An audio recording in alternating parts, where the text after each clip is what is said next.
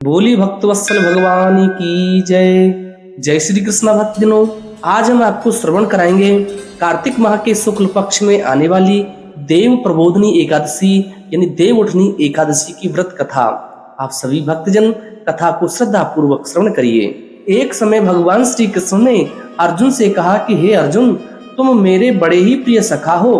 हे पार्थ, अब मैं तुम्हें पापों का नाश करने वाली तथा पुण्य और मुक्ति को देने वाली प्रबोधनी एकादशी की कथा सुनाता हूँ, उसे आप श्रद्धा पूर्वक श्रवण करो।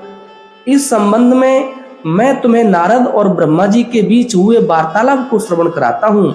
एक बार नारद जी ने ब्रह्मा जी से पूछा कि हे पिताश्री, प्रबोधनी एकादशी के व्रत का क्या फल है? आप कृपा करके मुझे यह सब विस्तार पूर्वक बताइए।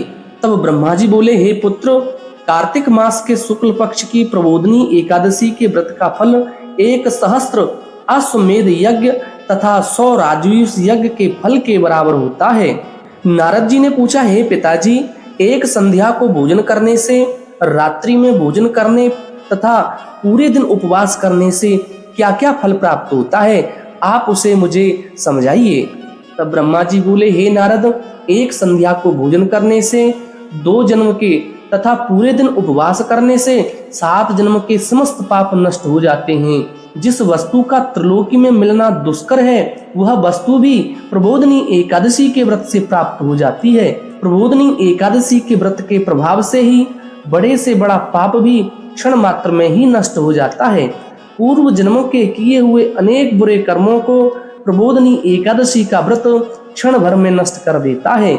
जो मनुष्य अपने स्वभावानुसार प्रबोधनी एकादशी का विधि पूर्वक व्रत करते हैं, उन्हें पूर्ण फल की प्राप्ति होती है। हे पुत्र, जो मनुष्य श्रद्धा पूर्वक इस दिन थोड़ा भी पुण्य करते हैं, उसका वह पुण्य पर्वत के समान अटल हो जाता है।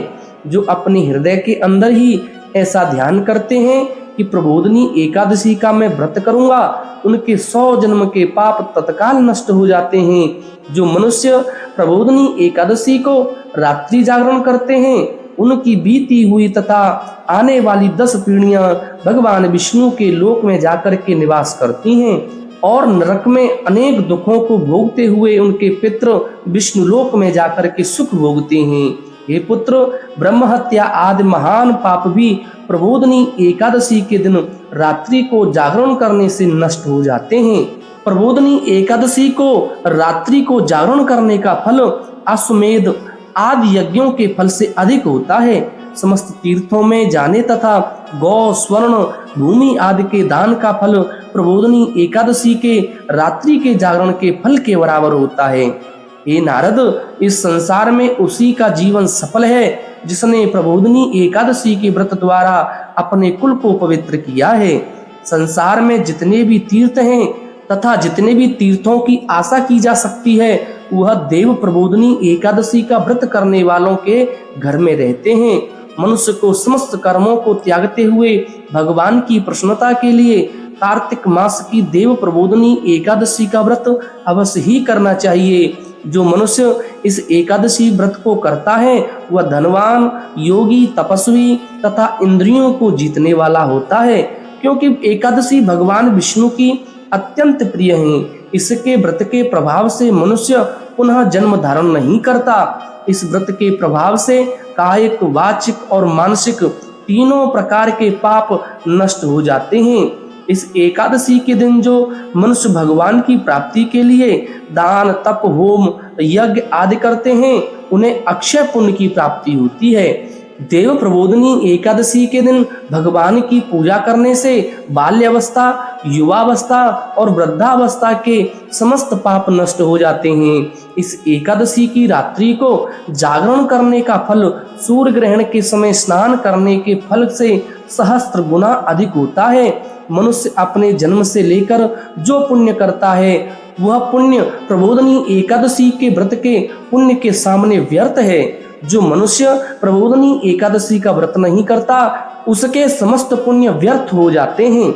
इसलिए हे नारद, तुमको भी विधि पूर्वक विष्णु भगवान की पूजा अवश्य करनी चाहिए। जो मनुष्य कार्तिक मास में धर्म पारायण होकर अन्य व्यक्तियों का अन्न नहीं खाते, उन्हें चंद्रायण व्रत का फल प्राप्त हो जाता है। कार्तिक मास में भगवान दान आदि से उतने प्रसन्न नहीं होते हैं जितने कि शास्त्रों की कथा सुनने से प्रसन्न होते हैं। कार्तिक मास में जो मनुष्य भगवान की कथा को थोड़ा बहुत पढ़ते हैं या श्रवण करते हैं उन्हें 100 गाय के दान का फल प्राप्त होता है। यह सुनकर के नारद जी बोले, हे परमपिता, अब आप एकादशी के व्रत का विधान तो कहिए और कैसा व्रत करने से कैसा पुण्य मिलता है वह भी आप मुझे समझाइए। तब ब्रह्मा जी बोले, हे नारद, इस एकादशी के दिन मनुष्य को ब्रह्म मुहूर्त में उठना चाहिए और स्नान आदि से निवृत्त होकर के व्रत का संकल्प करना चाहिए। उस समय भगवान से विनय करनी चाहिए कि हे भगवान, आज मैं निराहार रहूंगा और दूसरे दिन भोजन को ग्रहण करूंगा, इसलिए आप मेरी रक्षा करें। इस प्रकार विनय करके भगवान की पूजा करनी चाहिए और व्रत प्रारंभ करना चाहिए। उस रात्रि को भगवान के समीप गीत, नृत्य, बाजे तथा कथा कीर्तन करते हुए रात्रि व्यतीत करनी चाहिए। प्रबोधनी एकादशी के दिन कृपणता को त्याग करके बहुत से पुष्प, अगर धूप आदि से भगवान श्री हरि की आराधना करनी चाहिए। शंख के जल से भगवान को अर्घ्य देना चाहिए। इसका फल तीर्थ दान आदि से करोड़ों गुना अधिक होता है। जो मनुष्य अगस्त्य पुष्प से भगवान विष्णु जी की पूजा करते हैं उनके सामने इंद्र भी हाथ जोड़ता है। कार्तिक मास में जो बिल्व पत्र से भगवान की पूजा करते हैं उन्हें अंत में मुक्ति की प्राप्ति होती है।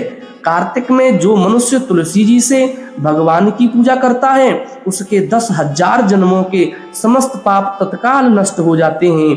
और जो मनुष्य इस माह में श्री तुलसी जी के दर्शन करते हैं या छूते हैं या उनका ध्यान करते हैं या कीर्तन करते हैं या उनका रोपण करते हैं अथवा सेवा करते हैं वे 1000 कोटि युग तक भगवान के घर में निवास करते हैं।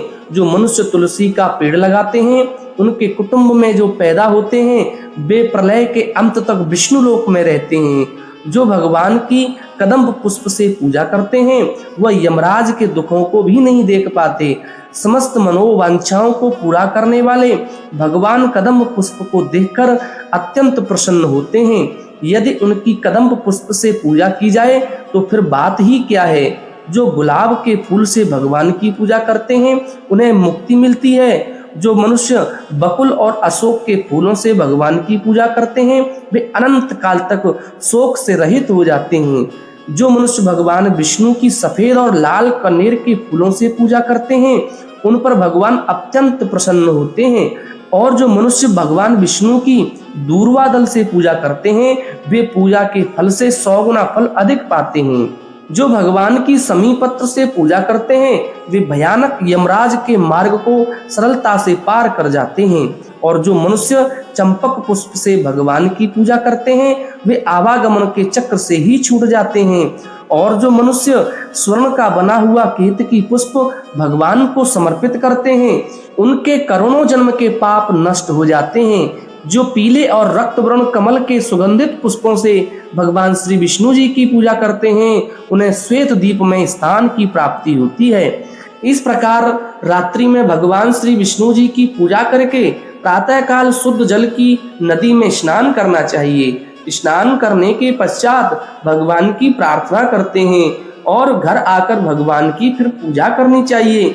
इसके बाद ब्राह्मणों को भोजन कराना चाहिए और दक्षिणा देकर सम्मान सहित उनको विदा कराना चाहिए। इसके उपरांत गुरु की पूजा अवश्य करनी चाहिए और ब्राह्मणों को दक्षिणा देकर नियम को छोड़ना चाहिए। जो मनुष्य रात्रि स्नान करते हैं उन्हें दही और शहद का दान करना चाहिए। जो मनुष्य फल की आशा करते हैं उन्हें फल का दान करना चाहिए। तेल की जगह घी और घी की जगह दूध और अन्नों में चावल का दान करना चाहिए। जो मनुष्य इस व्रत में भूमि पर शयन करते हैं उन्हें सब वस्तुओं सहित सैया दान अवश्य करना चाहिए। जो मौन धारण करते हैं उन्हें स्वर्ण सहित तिल दान करना चाहिए। जो मनुष्य कार्तिक मास में उपानह यानी जूता धारण नहीं करते उन्हें उपानह यानी जूते दान करना चाहिए। जो इस महीने में नमक त्यागते हैं उन्हें शक्कर का दान करना चाहिए। जो मनुष्य नित्य प्रतिदेव मंदिरों में दीप जलाते हैं उन्हें स्वर्ण या तांबे के दीप को घी तथा बत्ती सहित दान करना चाहिए। जो मनुष्य चातुर्मास्य व्रत में किसी वस्तु को त्याग देते हैं उन्हें उस दिन से पुनः ग्रहण करनी चाहिए। जो मनुष्य देव प्रबोधनी एकादशी के दिन विधि पूर्वक व्रत करते हैं उन्हें अंततः सुख प्राप्त होता है और अंत में वैकुंठ लोक को वे चले जाते हैं। जो मानव चातुर्मास्य व्रत को बिना किसी विघ्न के पूरा करते हैं उन्हें दोबारा जन्म नहीं मिलता। जिन मनुष्यों का व्रत खंडित हो जाता है उन्हें दोबारा प्रारंभ कर लेना चाहिए। जो मनुष्य इस एकादशी के महात्म को सुनते हैं व पढ़ते हैं उन्हें अश्वमेध यज्ञ का फल प्राप्त हो जाता है। बोलिए भक्त वत्सल भगवान की जय। अब इस कथा का जो सार है वो क्या है? स्वाध्याय, तपस्या व त्याग की दृष्टि से चातुर्मास्य का नियम बेहद महत्वपूर्ण है। भगवान श्री विष्णु जी की भक्ति में लीन होने के लिए यह समय अत्यंत उत्तम होता है। गृहस्थ में बंधा हुआ व्यक्ति भी चातुर्मास में भगवान विष्णु की भक्ति का पूरा लाभ उठा सकते हैं और अपने परम पद को प्राप्त कर सकते हैं जिससे भगवान विष्णु की प्राप्ति हो सके। बोलिए श्री लक्ष्मी नारायण भगवान की जय।